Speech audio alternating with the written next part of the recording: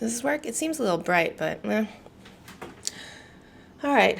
Hi, I'm Elaine. This is Elaine is XYZ, a vlog that's currently about getting something in at the end of AAPI History Month before it's too late. And shoot, it's really, really literally down to the wire right now.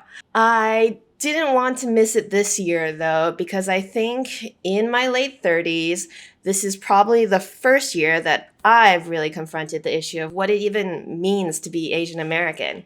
Just a little background on me. I was born here in New York, but due to my dad having very decent luck, a sense of adventure, and a general reluctance to ignore the very obvious bamboo ceiling he was already bumping up against as an Asian man in the late 80s, we actually, as a family, ended up becoming expats all around Asia for almost all of my grade school years. So Singapore, Hong Kong, China in the 90s, basically a lot of places where generally I looked like the majority of the people already there. I didn't truly live, like keep to a schedule, worry about bills, navigate transport, be friends with locals in America until I came back here for college.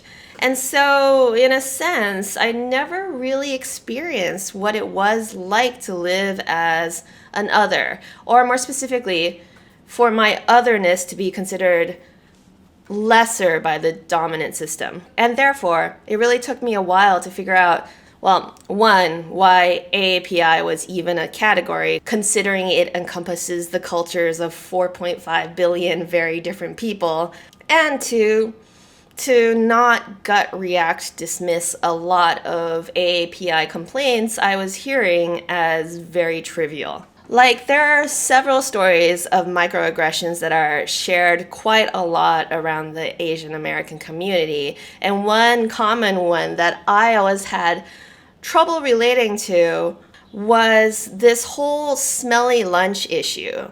There are so many think pieces on ethnic lunchbox moment bullying, but I really thought that it was just an entertainment trope. Kind of like the equivalent to, the guy in the varsity jacket slamming you into a locker or something. Like, does that actually happen? And I would be baffled when people said it was an actual thing because, let's face it, homemade Asian food is so vastly superior to what you would find in a typical American cafeteria. So much better, in fact, that there must be something mentally wrong with you if you could be hurt by someone who tried to say anything differently.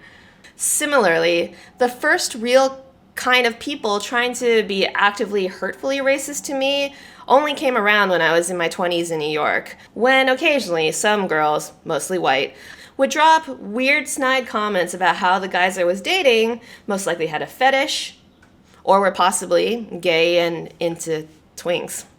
This was the early 2000s. We have grown leaps and bounds in terms of both accepting different sexual identities and body positivity, which is a very good thing. Don't take it for granted. But the reason I remember those comments even now is not because they hurt, but because I kind of found them hilarious. And I'm not really sure when the moment was for me, but it did take me a couple years before I was reminded, oh yeah, racism doesn't need to make sense. There is no objective logic to it. American standards as to what is considered mainstream and what is considered an other, be it exotic or disgusting, are built on a system that not only prioritizes a certain lifestyle and a certain look, but actively denigrates outliers to that certain lifestyle and certain look. So when you're lucky enough to be raised in a dominant culture that values things like complex flavor profiles or vegetables that don't have the flavor completely blanched out of them, of course, you wouldn't understand what it's like to live in a world where the golden standard of acceptable lunch is mild cheese and processed ham on a cracker. When you grow up on streets lined with posters featuring gorgeous women like Gong Li and Maggie Cheung and, Fan Bingbing, you wouldn't automatically assume that being Asian could possibly make you ugly. And by the way, this isn't to say there aren't toxic beauty standards or terrible systemic biases in Asia, but ultimately I'm American, we're talking about Asian Americans. And oh boy, the issue of beauty standards in Asia is its own entirely different video with a lot of interesting historical context for it that is still tied pretty amazingly closely to concepts of white supremacy and imperialism. For another time. Anyways, this is a bit of a long exclaimer to not really excuse, but explain why, while I believed racism was a big social injustice here in America, I didn't really think Asians played much into the conversation. And even knowing about things like the Chinese Exclusion Act and Japanese internment camps and the model minority myth, all our problems in the modern day just never seemed interesting enough on their own for me to want to find solidarity with an Asian American community per se. I love Asian culture. I admire immigrants from Asia who've built communities in America, but I didn't really think that specifically to say an Asian American culture really existed or needed to be celebrated. Okay, while editing this, I decided I wanted to clarify this point a bit because it sounds really harsh.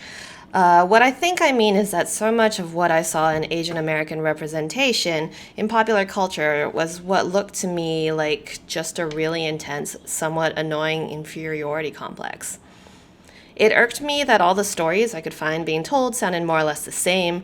Our parents came from poor places and sacrificed everything for us. Now we're stifled by the burdens of their expectations, trying to discover ourselves in the obvious lack of understanding we have for our own true culture, the one we're ethnically tied to, but that we never really experienced because we exist here in America trying to fit in.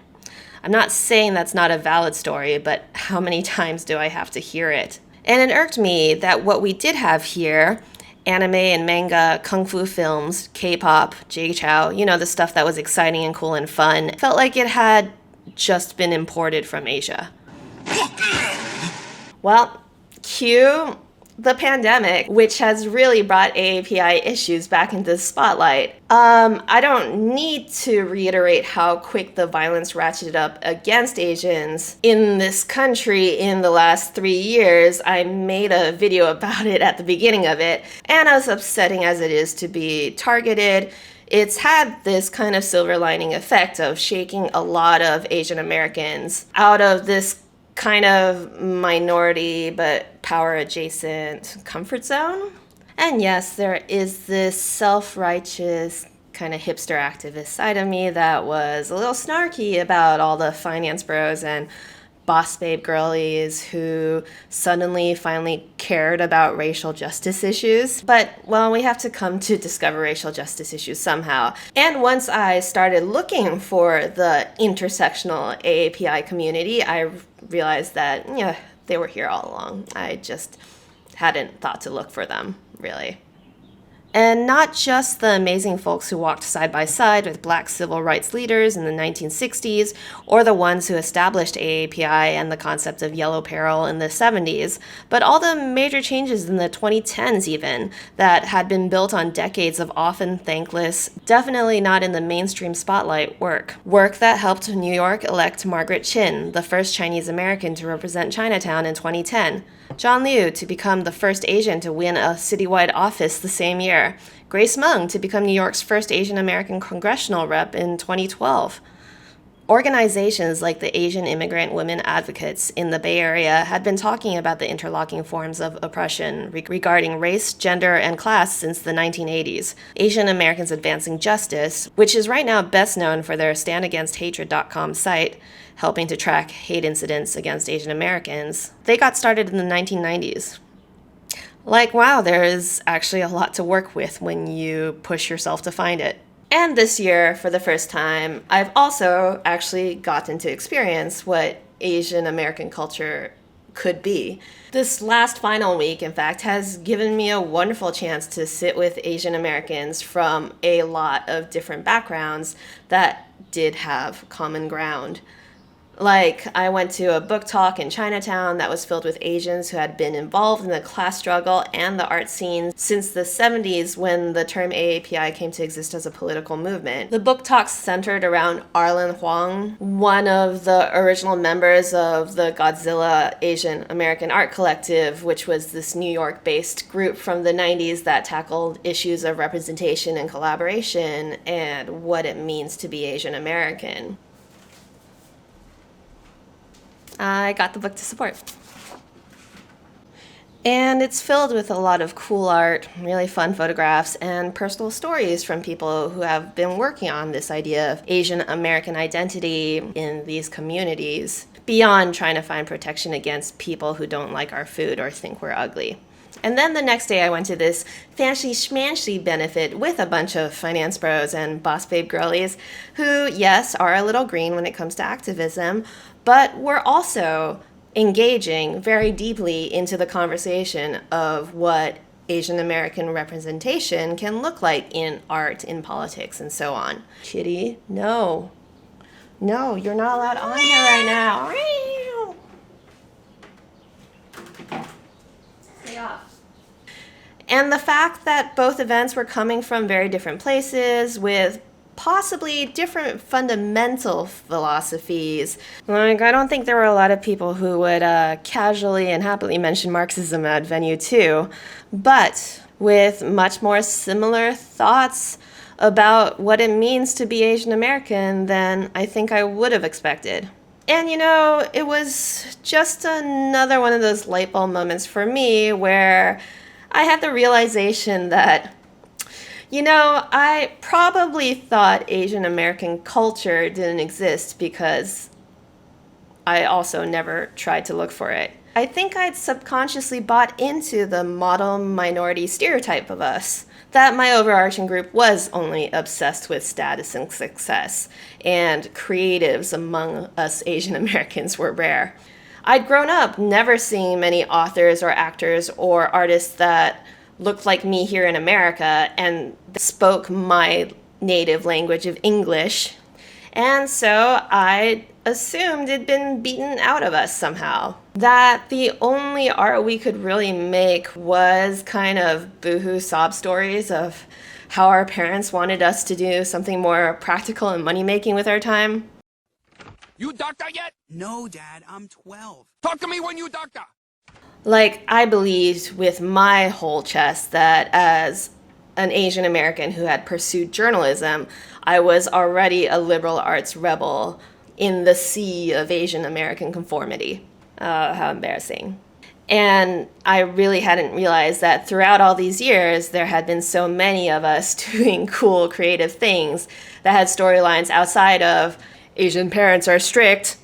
And the reason I hadn't seen any of it is the same reason we don't learn about women artists in history classes, or that it took so long to have a prestige Black American movie about something other than civil rights or slavery. The dominant cultural gatekeepers didn't see value in it, so they automatically sidelined it, and if you wanted to produce it, you had to do it independently. And if by some luck you were able to scrounge up the financing for your project, it would be marketed as a niche ethnic product, something to be shown only when the event had the words Asian American attached to it. I pulled up a list that the Los Angeles Times had done of the top 20 Asian American films since 1999 and took a look at what was around in the early aughts, and only 2 movies listed actually had gotten a wide release. The Namesake, an Indian American film about an American son who really wants to fit in with his New York friends, but his strict parents have traditions. And, I'm not kidding, Fast and the Furious Tokyo Drift, which, in case you forgot, is about a white guy in Japan. Harold and Kumar's adventures, first to White Castle and then to Guantanamo Bay, didn't make it on that list, but I'm going to mention them because that is the literal first time I remember going to a theater as an adult to watch a film with Asian American leads. And, well, I guess if there's any case to be made about representation mattering, I suppose I've become one. And I'm glad this is shifting in these times. 2023 has been a stellar year on top of several big steps to allow the AAPI gaze to penetrate into the American zeitgeist. And you really can't overlook the very long journey it's taken for Asian American works to go mainstream and for those mainstream works to be things I legitimately like.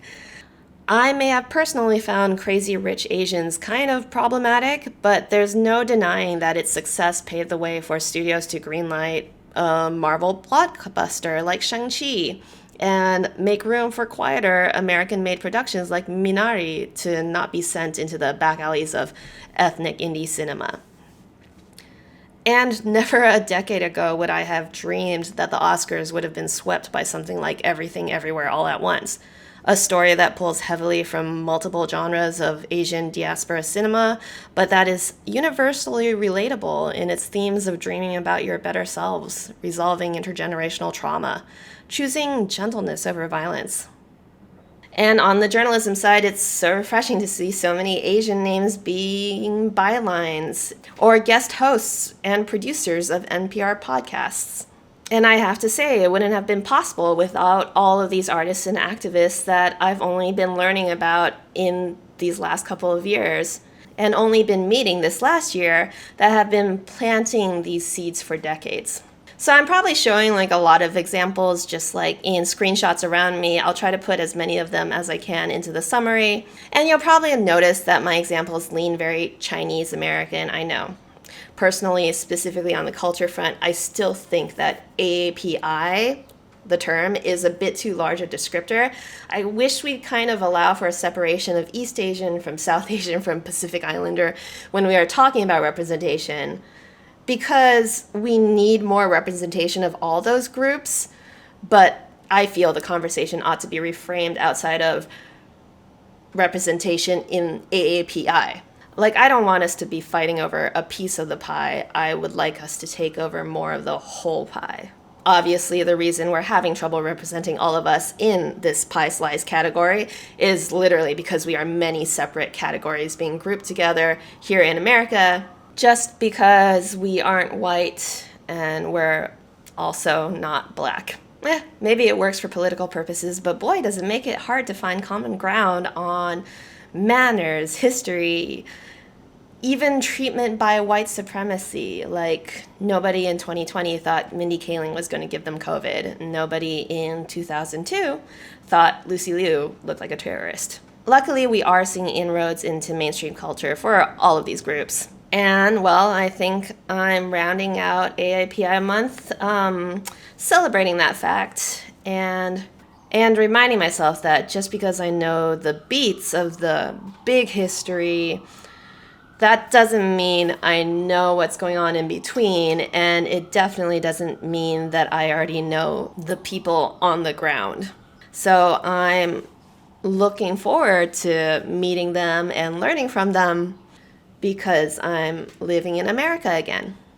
Happy other upcoming history and cultural highlight months, and see you next time doing whatever it is I happen to be doing.